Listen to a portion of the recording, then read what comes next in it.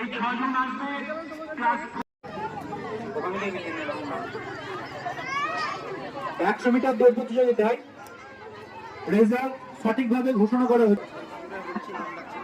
প্রথম স্থান অধিকার করেছে অনুষ্কা বর্ষা বৈরাগ্য।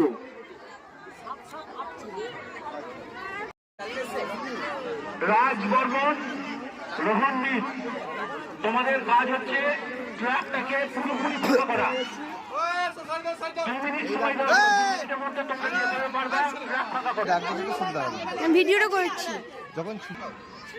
এই 6 জন আসবে ক্লাস 4 100 মিটার।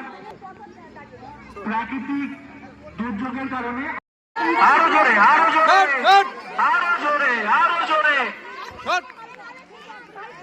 আরো জোরে